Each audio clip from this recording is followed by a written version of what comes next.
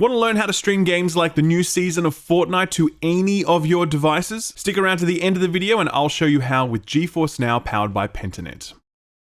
Gamers! Last week I joked that the biggest gaming news each week would always break in the small, few hours long window between when this show is finalized and when it is published each week. It was a good gag, at least I thought so. And you know who else thought so? Jim Ryan of Sony and Eiji Aonuma of Nintendo, who I swear to God specifically timed their big announcements for maximum damage to This Week in Video Games and its reputation as a reliable source of up-to-the-minute news. That's a lie, it never had that reputation. So, you're gonna get some news this week that feels like it happened forever ago, but I can assure you, it was only last week. That's how time works in 2022. Don't believe me? Will Smith slapped Chris Rock last week. Doesn't that feel like 6 months ago now? Man, we all moved on from that really fast, didn't we? As always, it's a pleasure to have you back for another jam-packed episode. The games industry has been busy this week, so let's not waste any more time. Here comes the news. Let's start with that Sparticus news that Jim Ryan oh so conveniently dropped last week. After months of leaks, rumors, and speculation, Jim took to the PlayStation blog to reveal PlayStation's response to Gamepass, a subscription service that would offer access to a wide range of back-catalog titles from every generation of the PlayStation console, accessible by either download or cloud streaming. The devil is in the detail on this one though, so let me break it down for you very quickly. First of all, the service is called PlayStation Plus, same name, but it now has 3 tiers. The first is exactly the same as PS Plus as we currently know it, same price, some games given away each month, and the ability to play games online. By the way, that is still a scam. I cannot believe that console manufacturers still charge for this. The second tier is called PlayStation Plus Extra. It's $14.99 US a month, and it gives you access to around 400 back catalog titles for both the PS5 and the PS4. These games are downloaded to your console, so you'll play them locally. They are not cloud streamed. The third tier is called PS Plus Premium. It's $17.99 US a month, and it adds what is essentially what we currently know as PS Now, which is no longer going to be available as a separate branded offering. PS Plus Premium gives you all the benefits of the previous tiers, plus you get access to a library of around 340 classic titles. The PS3 titles will be playable through cloud streaming only, while PS2, PS1, and PSP titles are available through a mix of download to local hardware and cloud streaming. This product is also available to use on PC, as PS Now was, but it's important to note that the cloud streaming option is only available in territories where PS Now is currently available, and if it isn't available, then you'll be able to sub to this tier, but it'll be at a reduced price. This tier also offers limited time game trials, or as I and everyone else likes to call them, demos. Demos are a feature of the top tier of PlayStation's subscription service. We will come back to that. Finally, Jim Ryan has confirmed what we have long suspected. PlayStation will not do new release first-party titles as day one PS Plus offerings. They will still charge for those at launch and then presumably add them to the service later on. Returnal, for example, will be available on this service at launch, but Horizon Forbidden West, for example, will not be. Okay, so here's what I think about this. Overall, I think this is fine, and I think it's gonna do well. Don't forget, if you watch this show, you probably have all the consoles, maybe a PC as well. You probably are subbed to Game Pass because why not? You might look at this and think, well, obviously Game Pass has plenty of games and it's cheaper and it has day one releases, so therefore PS Plus sucks. But like, it doesn't suck. For everyone who only has a PlayStation, they now have a service that gives them up to 700 back catalog games, and that library will rotate with new titles getting added. That's pretty cool, and I think we should keep sight of that in all this. At the same time, there's some serious bullshit baked into this offering. The premium tier is pretty trash. It's essentially charging you for access to a classic library, which would be fine, except for the fact that you still can't use PS1 or PS2 discs that you still own, even though you can download digital copies of these games. So Sony can get these old games running on your local hardware that you own, but they won't let you use those discs that you already own. They are charging you twice, essentially, and a hell of a lot more than that, considering that this is a monthly subscription. This is in stark contrast to the Xbox, which can play discs from every prior generation of Xbox. So that's just straight up better. This is a pretty shitty and cynical way for Sony to deliver a long requested feature, and it really sours how I view this tier. Also, charging for demos? Jesus, that is some desperate shit right there. Like, you want anyone to be able to try any game so they can make an informed purchase choice. To paywall demos? That's fucking crazy. Steam offers this as a basic feature on every single game it sells, but to get the equivalent here from Sony, you need to pay them $17 a month. Then there's Jim Ryan's refusal to put first-party releases on this service day one. He explained this to gamesindustry.biz, and here's what he said, quote, "In terms of putting our own games into this service, or any of our services, upon their release, as you well know, this is not a road that we've gone down in the past, and it's not a road we're going to go down with this new service. We feel if we were to do that with the games we make at PlayStation Studios, that virtuous cycle will be broken. The level of investment that we need to make in our studios would not be possible, and we think the knock-on effect on the quality of games that we make would not be something that gamers want," end quote. Now, he got a lot of flack for this quote because some people took it as Xbox Game Pass shade, as though he were inferring that Xbox first-party titles weren't as high quality as Sony's titles, but I don't read it quite that way. The fact is, Microsoft is a $1 trillion corporation. They have endless money. Endless. Sony is a lot more constrained. So when Jim says this, I think he's speaking more about the realities of the way that Sony makes its money. I mean, at the end of the day, Sony makes good games, and then they sell them at retail, and I'm okay with that. I think it's nice that Microsoft do day and date on Game Pass, but I don't think we're owed that from Sony. At the end of the day, I'm sure all or most of Sony's first-party lineup will end up on this service eventually, so it's really just a matter of being willing to wait or choosing not to and fronting the cash at release. Personally, I won't be increasing my subscription tier. I'm already well serviced by Game Pass. PS Now is not available in Australia, so I can't stream a lot of those back catalogue titles. I really object to the paywalling of backwards compatibility, and I think charging for demos is fucked. I'm glad this exists for other people, but it's definitely not for me. While we're on the topic, by the way, this next news is timely indeed. Microsoft are working on a family pass for Game Pass. The news comes from Jez Corden of Windows Central, who reported, quote, "According to trusted sources familiar with Microsoft's efforts, we can now confirm that Xbox is moving ahead with an Xbox Game Pass family plan, which would be set to launch sometime this year," end quote. He go on to say that the family plan would allow up to 5 people to share an account, and while it will certainly be a hell of a lot cheaper than the cost of 5 separate accounts, no pricing is yet available. That is pretty awesome, to be honest. I mean, Game Pass was already a steal, but now it becomes a family affair. Not much more to say on that one except, good job, Phil. You might not know it, but an obscure little Japanese developer by the name of Nintendo made a game called Breath of the Wild a few years back. It was an open world game that broke as many open world design conventions as it did weapons. That's a weapon durability joke for you. Hope you like that one. Anyway, the sequel was announced, I don't know, like 7 years ago, and it was promised as a 2022 release, but people had their doubts, and sure enough, this week the long-standing producer, Eiji Aonuma, took to YouTube to announce that the title has been delayed until Northern Spring 2023. This is the most Zelda thing ever. There is no such thing as a Zelda game that does not get delayed, so we all knew this was coming. Many wonder aloud, what does this mean for Nintendo? The answer is not much. I mean, they are absent a holiday 2022 release that could have shipped a boatload more Switch OLEDs, sure, but people will just buy them in spring 2023 now instead. Hell, we might even have a new model for the Switch then for all we know, but that's very unlikely. I know the delay is disappointing news, but I think it's important to remember that Miyamoto quote, which goes, "Keep my wife's name out your f***ing mouth." You guys are all done with the Will Smith jokes, but I'm keeping them alive for at least one more week. Back in the day, big game announcements and reveals happened at E3, where the sweaty, stinky, bearded gaming press would gather for 3 days at the LA Convention Center, forced to survive on a diet of $18 hot dogs and hype. E3 hit the rocks over the last 2 years, rocked by COVID, but there was hope that it would return this year as the world is learning to live with a pandemic that never seems to end. Those hopes were dashed last year when the E3 organizing body and loot box lobby group, the ESA, cancelled the in-person event, hinting that they may do something digital instead. Shock horror, the ESA fumbled that one as well and put out a statement this week saying that E3 2022 was totally cancelled, in-person and digital, and that the ESA would be directing all of their efforts towards a revitalized E3 2023, sporting a new format, whatever the hell that means. Will this actually happen? I'm sure something will happen, but I suspect it will be greatly toned down and pared back. E3 has been unsteady on its feet for a few rounds now, and this knockout punch from COVID feels pretty career-ending. It's almost impossible to imagine that it will ever again be the mecca it was for nearly 30 years.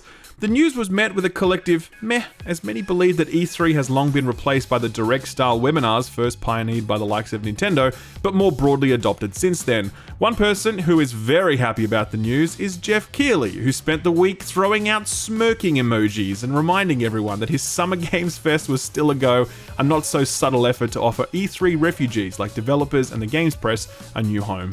Me, as I've said many times before, I absolutely loved E3. Even before I covered games for a living, it was my favorite time of the year. Christmas had nothing on E3 week for me, so I'm very sad to see it meet such an ignoble end. Sadly, the Russian invasion of Ukraine continues, and the video games industry is doing what it can to assist both Ukraine and condemn Russian aggression. First, we've got to talk about Epic Games. You might recall that Epic just launched Fortnite Chapter 3 Season 2, and it wasn't exactly well timed because the theme of that update is war, like an invading army rolling in with tanks and shit. That put Epic in an awkward spot, so they said they'd still be launching the update as planned, but that 100% of revenue would be going to Ukrainian humanitarian relief in the first 2 weeks of the update's release. Well, that 2-week period is up, and Epic are going to donate $140 million. That makes them the largest corporate donor to Ukraine of any company in the world. Think about that. The people who come up with dance emotes and negotiate deals to get Ariana Grande character skins in the game are the people who have donated the most to Ukraine. $140 million is a crazy amount of money, and yeah, companies always do things to make more money, sure, but I don't think we can let a cynical interpretation take away from what an incredible contribution this is. Putin's war isn't only affecting the lives of Ukrainians, it's also affecting the Russian people who find themselves squeezed by the economic sanctions imposed by the West. Wargaming is a Russia and Belarus-based games developer famous for their World of Tanks and World of Warships games. They were in the news a few weeks back when one of their senior leaders voiced support for the invasion. He was quickly sacked and his comments disavowed by Wargaming.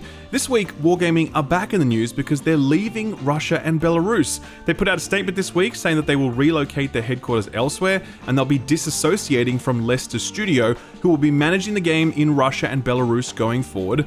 But Wargaming won't be making any profit from that handing over and will be closing the studio they run in Minsk, Belarus. This is a pretty big deal for any company, but World of Games have a pretty substantial fan base in Russia, so when Wargaming say that they predict substantial financial losses from this, then I absolutely believe them. Another Russian-based studio is taking a different approach to the matter, encouraging people to pirate the game they made.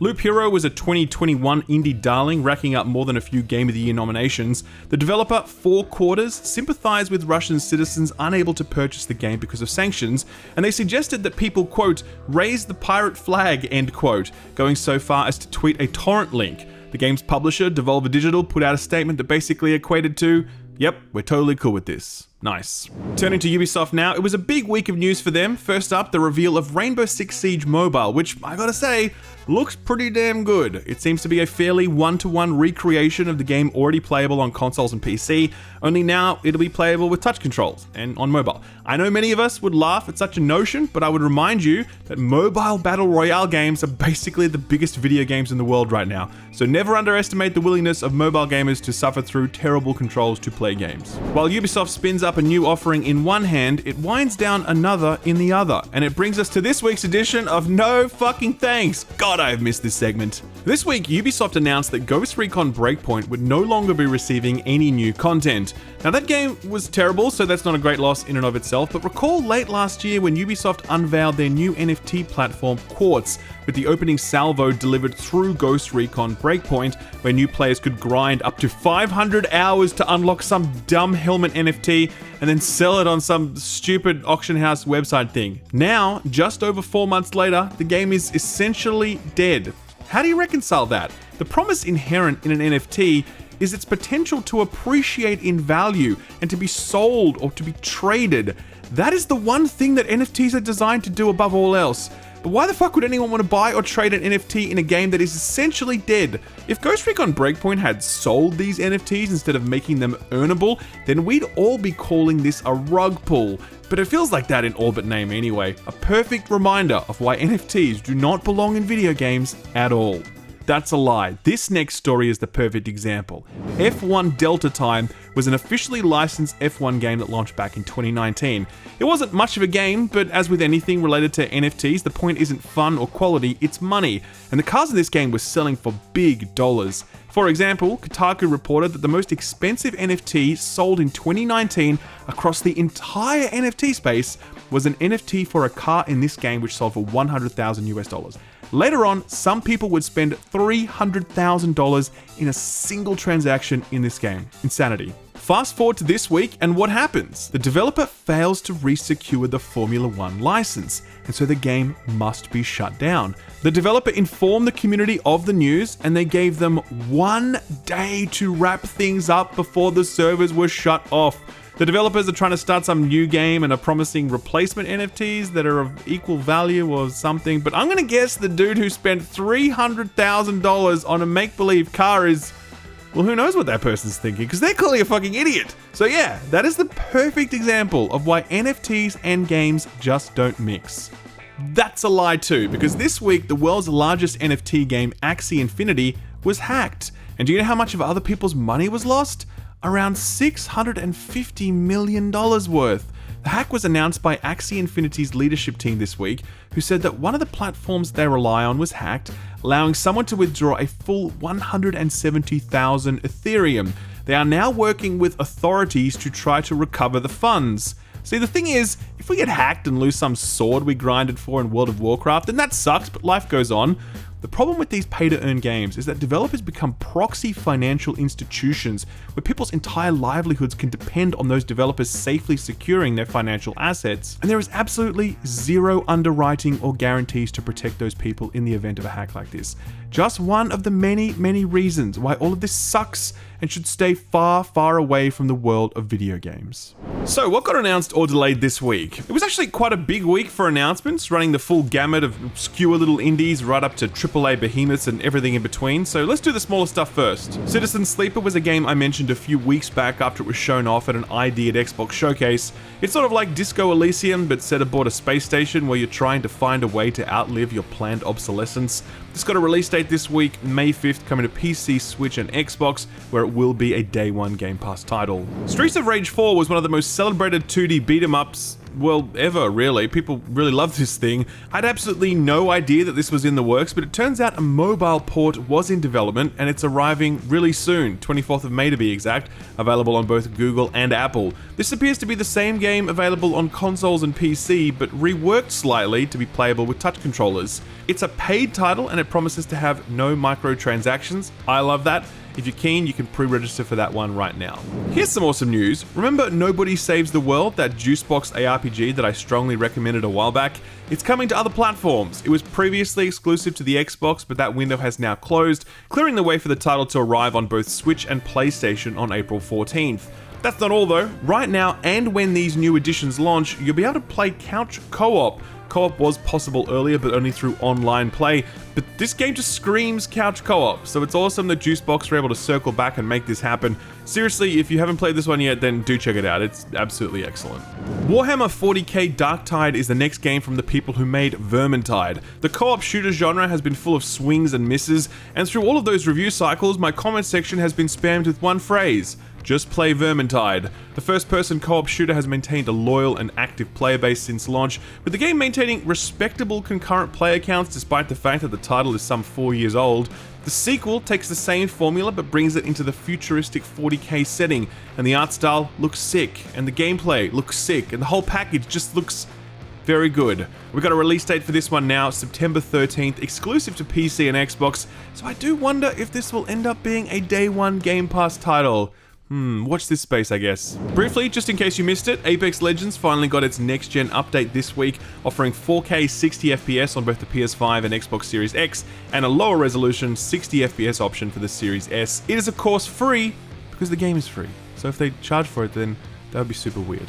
Trek to Yomi stunned when it debuted last year. A love letter to classic Kurosawa samurai cinema, Only unlike Ghost of Tsushima, this one is a 2D side-scroller. More gameplay was just released and it continues to impress with some incredible looking settings and lighting, even though it's in black and white. The new gameplay coincided with a release date announcement, May 5th, arriving on all platforms but the Switch, and it will be available as a day one Game Pass release. Damn, there's a lot of those lately, isn't there? The next announcement came out of nowhere and made a whole bunch of people very happy. This week, X-Play hosted the reveal of Hyperlight Breaker, sequel to the beloved Hyperlight Drifter. Drifter set the world on fire when it released back in 2016, serving up some of the best pixel art in the history of video games, really.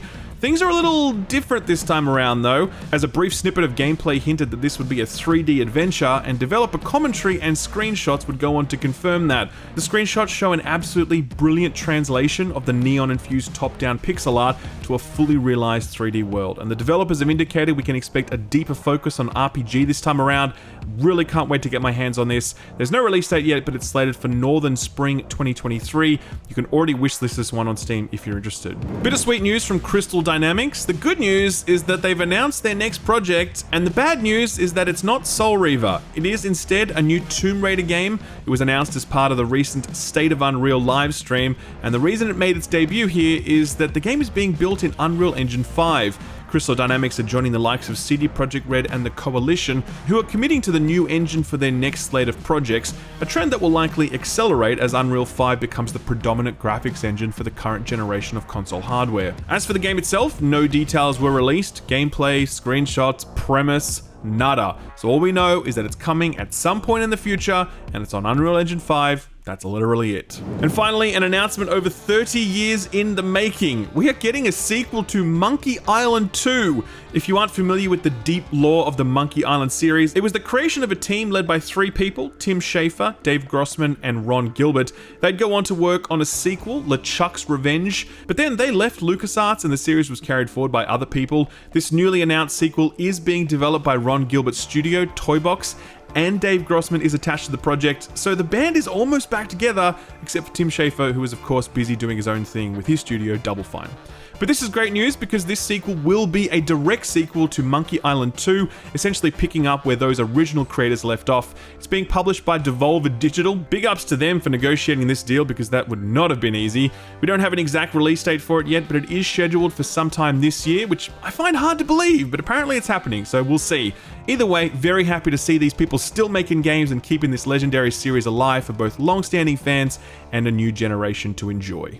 So what came out last week? Well, the only thing worth talking about was Weird West, the debut title from the newly formed Wolfeye Studios, led by Rafael Colantonio of Dishonored and Prey fame. This is a sort of isometric immersive sim set in a creepy off-kilter rendition of the Wild West. I played and reviewed this one because I was really looking forward to it, and I never would have anticipated that I'd end up not recommending it, but that's unfortunately what ended up happening. Now to be clear, I'm in the minority on this one, as reviews are generally favourable. The game sits at 77 on OpenCritic and 79 positive on Steam. I remember tracking that number at launch and seeing it spike to like 94% positive, but I thought that number was soft since Weird West makes a really great first impression, but as you spend more time with it, you realize how unchanging its narrative style and core gameplay loop is. It's by no means a bad game, but I certainly don't think it's a great one either. IGN liked it, they scored it an 8, saying, quote, Weird West 5 dark fantasy adventures contain a wagon load of bizarre encounters, twists and reveals, and its stealth and chaotic combat are challenging,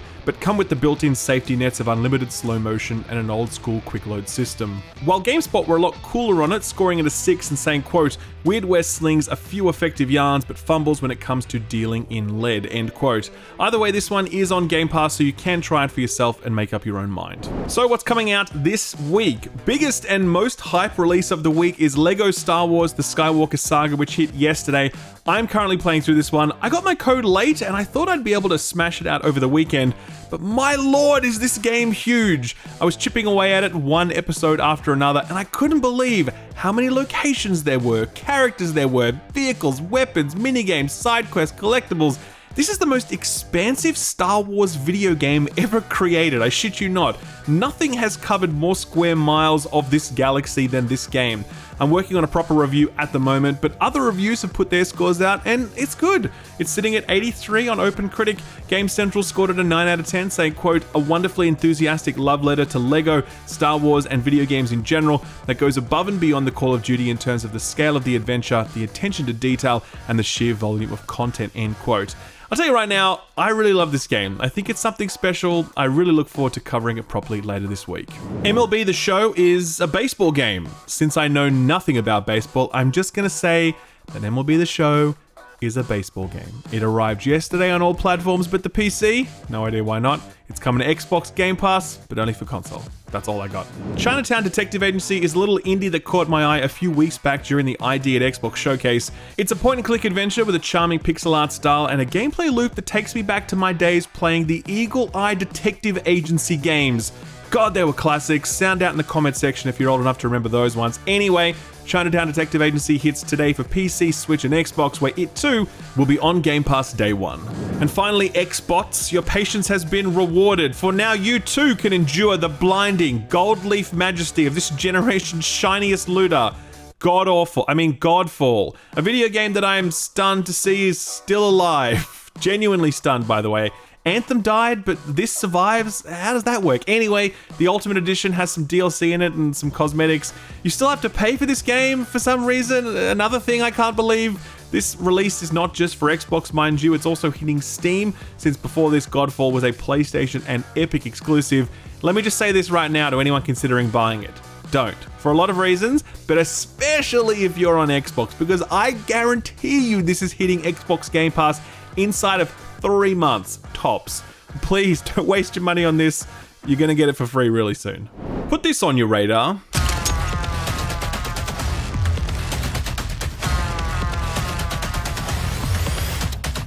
This is Turbo Overkill, and it's a new entry in the burgeoning subgenre of retro-inspired boomer shooters. This one's a little special though, as it's from Apogee Entertainment, who you might remember if you are old and you know what the term shareware means. The Apogee label has been resurrected, and this is their first release in 25 years. It's a gritty sci-fi shooter pulled straight out of a 1980s imagination, and one where the protagonist has a chainsaw for a leg. That's a winning formula right there if I ever heard one. This one had a demo a few weeks back that pretty much everyone loved. The action is fast, the guns are big and boomy, the gore is gory, and the soundtrack delivers. The visual style in particular is awesome, retaining the blockiness and muddiness of the Quake engine, while introducing some nice skyboxes and some more responsive lighting. This one has a lot going for it, and the good news is that it's not far off, since the developers have just announced a release date of April 22nd. That's an early access release that will serve up the first of 3 episodes. It's exclusive to Steam at first, but Apogee have confirmed that this will make its way to Xbox, PlayStation, and Switch when all 3 episodes are done. If you're keen, be sure to wishlist this one on Steam. I'll leave a link to that below. Sort of free stuff time, and because it's the start of a month, we have got a hell of a lot of sort of free shit to cover, so let's get to it.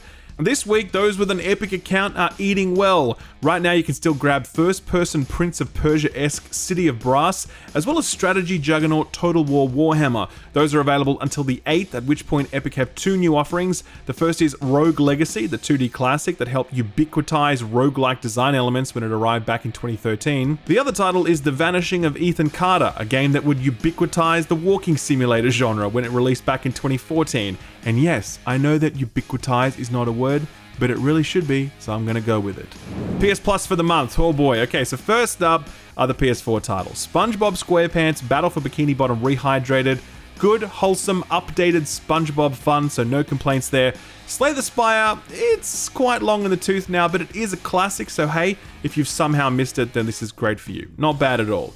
PS5 title is ZHOU's Outlaws and Legends. Now, this is a PvEVP game set in ye old-timey Robin Hood times, where 2 teams compete to steal a treasure, tripping over both NPCs and each other in the process. Interesting idea that absolutely no one seemed interested in, since the game died an extraordinarily swift death upon its release.